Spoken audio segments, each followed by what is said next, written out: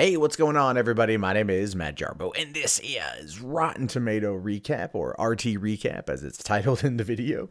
If you're unfamiliar with this particular series, what I like to do is go through the Rotten Tomato scores for new movies to look at the top 5 fresh and the top 5 rotten to get a general idea of what to expect from the movie itself. Now, my personal belief is that Rotten Tomatoes is simply an aggregate meant to be treated as that and nothing more. However, a lot of people out there tend to treat Rotten Tomatoes scores as they are the be-all end-all. And I want to show why that's not the case with this particular series, and I think it does give us some insight into what to expect from the film's, overall performance when we go see it or not go see it when it comes out. So without further ado, let's jump right into it, shall we? So we've got ourselves here Rotten Tomatoes page for Guardians of the Galaxy Volume 2, currently sitting at a tomato meter of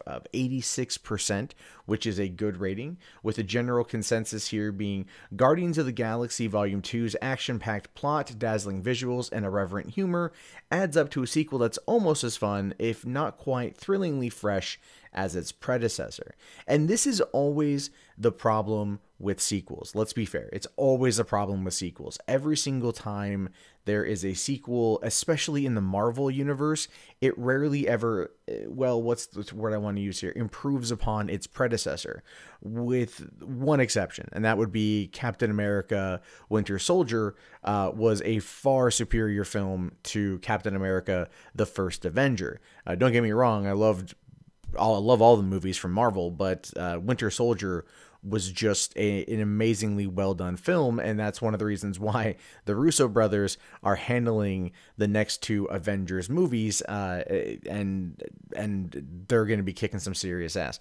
But James Gunn has a way with the Guardians of the Galaxy films that I don't think can be ignored. Guardians of the Galaxy, when it came out in 2014, blew everybody away, from not only how fresh the movie felt, to the wonderful soundtrack, to the great performances from the characters, to how colorful and vibrant and beautiful it was.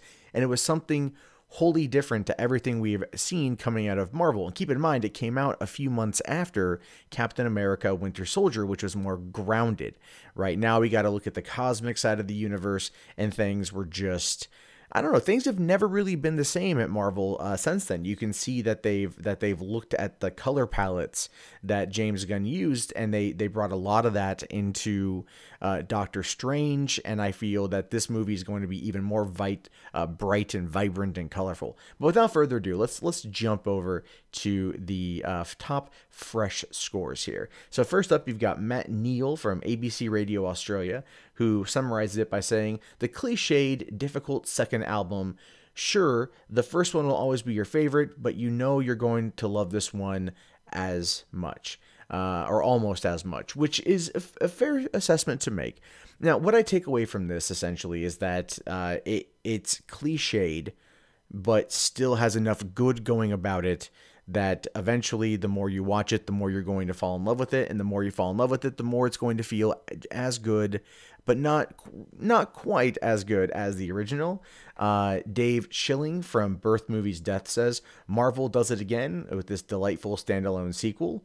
Okay, see, I'm curious about the standalone sequel. That leads me to believe that the standalone sequel pretty much is not connected to the overall situations happening in the Marvel Cinematic Universe. And that is something that James Gunn has talked about, but it's one that I've been kind of hoping it wasn't as he was making it seem. And this particular, granted, it's one sentence, and I'm sure there's going to be more connections than not, but having this not be part of the larger MCU, to me, is a little bit problematic, because we're a year away from Infinity War. So they need to start laying that groundwork. They need to start bringing it all together and leading us into that film. And I was hoping that this one would probably, maybe not be like the Iron Man 2 set up, but they definitely have a lot more going for it. Don K of Den of Geek says,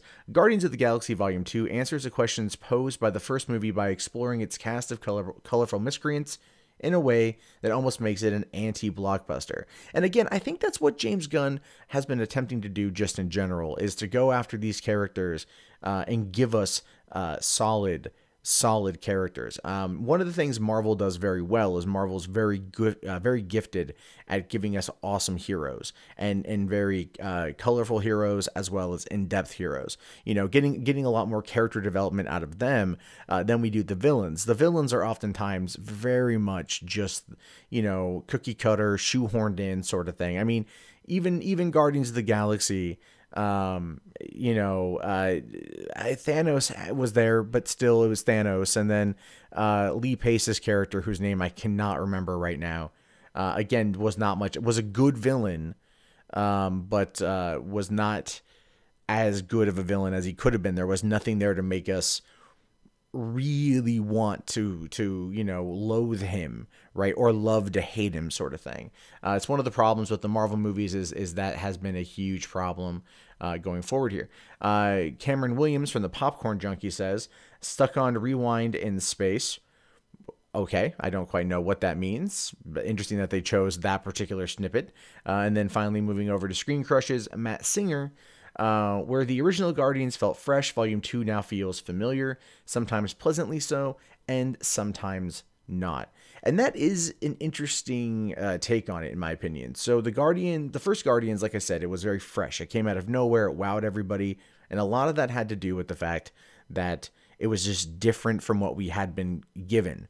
It was, you know, wild, colorful, vibrant, musically inclined, funny. There's even a fucking masturbation joke in it. It just worked, and it was allowed to go a little bit raunchier, and Marvel basically let James Gunn do what James Gunn was going to do, and it paid off big time.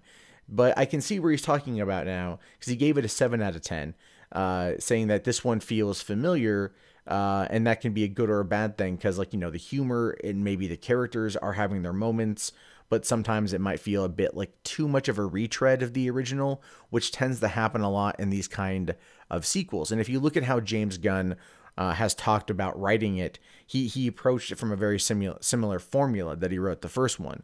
You know, you had the story, then I think then it was like the characters, then the music, then the dialogue or action or whatever. So he you know, wrote a lot of that film, the previous film, and this film around the characters and music, which is very much a key theme of the movie, but that might be taking a bit too much of a stand, or too much of a forefront approach to this particular film. So let's jump over to the Rotten scores here. So you got Brian Bishop from The Verge saying, compared to its predecessor, Guardians 2 has a hollow emotional core and the plotting feels clumsy. This movie doesn't have any real purpose, even as a bridge to other chapters in the Marvel story. Now that kind of goes against what the other guy said on the fresh rating, where it was saying that it was a standalone sequel, and this one here is saying that it's a bridge to other chapters in the Marvel story. Now we know that each chapter in the phases definitely moves the plot forward, even if it's very minimal, but you know, overall they're still moving it forward and stuff. But this one, based on the trailers, we know that you know, Star-Lord meets his father, Ego the Living Planet, which I do believe is a you know, isn't that not his father in the, it was like Jason of Spartax, wasn't it? Like that was his father in the comics, so they changed that, and everything. So like, again, the point I'm trying to get here is that in the trailers, while they're very colorful and funny, it makes you want to see the movie, you don't really get an idea of what the overall plot is. I haven't really seen a solid story trailer that has kind of let me know what is going on, right? I know based on my knowledge of the film that it takes place 2 months after the events of the first movie, and that's really about it. So that could be part of this is James Gunn was writing a sequel, but not maybe a standalone story. It's one that's meant to, you know, continue on, and maybe in the third movie, which we now know is confirmed, there will be those changes. Mara Reinstein from US Weekly says, for the sequel, writer-director James Gunn has doubled down on the once nifty novelties, strip them away, and what remains is a bloated semi-mess. And this probably has a lot to do with the references, right? The jokes, the irreverent humor, so on and so forth. That was big in the first movie. Like you said, there was a Jackson Pollock jerk-off joke. There was a lot of little jokes here and there that felt fresh at the time. And maybe after seeing Deadpool and how Deadpool handled irreverent kind of fourth wall breaking humor within a comic book movie, as well as being an R-rated comedy, that might be one of the reasons why this now feels maybe drab or demure in a few areas simply because of that. And so that's something to consider as well. Donald Clark from the Irish Times says, at its worst, it comes across like a vulgar birthday party hosted by an indulgent billionaire for hard-to-please stepchildren. Which, how many... Okay, so it comes across like a vulgar birthday party hosted by an indulgent billionaire for a hard-to-please stepchild. Now, there's no context to this, right? Now, you'd have to read the full review in order to understand it. But like the point of the series is to take a look at these snippets and maybe try to disseminate what they're attempting to mean. And the reason for that is most people are going to look at this, read that quote, and then move on. I have a feeling this has something to do with the plot point in the film. That's kind of how I feel about it based on some of the stuff I've seen in the trailers. Maybe with the bad guy, is it Daphne? Daphne, is that her name? I could be wrong. Daphne, I don't know. I'm probably wrong. But that might be something along the lines of where the Guardians go and how that plot takes off. But anyway, moving over to Todd McCarthy from The Hollywood Reporter, he says, Guardians of the Galaxy Volume 2 plays like a second ride on a roller coaster that was a real kick the first time around, but feels very been there, done that now. And this, let's be fair, this is definitely, in my opinion, kind of a take on the whole situation involving Marvel and how homogenized the products are. And they are. They're exceptionally homogenized. I don't think anyone out there is going to disagree with that. But they're still fun and usually unique enough in order to make them far more entertaining.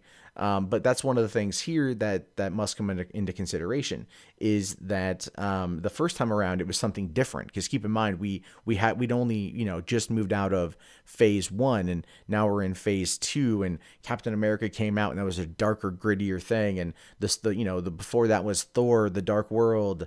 And then Iron Man 3, and all of them are kind of dark and gritty, darker, right? And then you get into Guardians, and it's bright and funny and colorful, totally different than anything else we had seen at that time. Now, because other movies have kind of played off of that, it might feel like you're kind of walking down a familiar path, but that's not necessarily pushing the plot forward. But then finally, Fred Topel from We Live Entertainment says, even the things people liked about the first movie get exaggerated until it's not cute anymore. Since everyone loved the blacklight joke, there are now constant sex jokes. Everyone loved Baby Groot in one scene, so now he's in the whole movie. And that is actually an issue that I think I've had with the marketing on this thing, is that Baby Groot has been everywhere, right? Now, like I said, this takes place 2 months after the first movie. We know at the first movie he's back in the planter. So all of those things we know, but it's been a situation where they're focusing far too much on Baby Groot, and that clearly is a Disney thing, that clearly is a marketing thing, and that will run the risk of being too much of a good thing. Baby Groot is adorable. I've seen the scene with Baby Groot, oh god, fucking Yondu and Rocket, and they showed us a whole scene from that at Comic-Con, and it was fucking hysterical. I'm just wondering if they're going to make Baby Groot the big thing of it. You know what I mean? Like, I'm just wondering if that's going to be the focus, because again, a lot of the marketing has been kind of around Baby Groot, and they did a lot of that with oh god, what was it? Olaf in Frozen, the snowman. He was everywhere in the marketing, but the movie it didn't, it didn't use him as much as the marketing did, but I'm assuming that probably isn't the case here. So looking at everything, you can see why it's going to have the 86% on Rotten Tomatoes. The general consensus is it's good, if not maybe a little bit too much like its predecessor, and doesn't necessarily advance things so much, but it's still a fun movie, a fun ride, and one that a lot of people out there are wanting to go see. I just bought my tickets last night to go to the double feature for both Guardians 1 and Guardians 2, and I'm looking forward to taking my girlfriend to that next week. She has not seen either one of those movies, so it's going to be a real treat. But I want to know your guys' thoughts on this. Do you think that the Rotten Tomato scores here, especially the Rotten scores, are properly reflective of the film itself? Do you think that the hype around this movie is just too high, and that the negatives are actually probably far better to be looked at than maybe the positives here? How much fanboyism do you think is going into these reviews, and whether or not you plan on seeing it opening weekend? These are things I'm genuinely curious about. So go ahead and write them down in the comments below. My name is Matt Jarbo. You've been listening to $3 Theater here on the channel, and I will talk to you guys later. Have yourself a fantastic day, and peace out.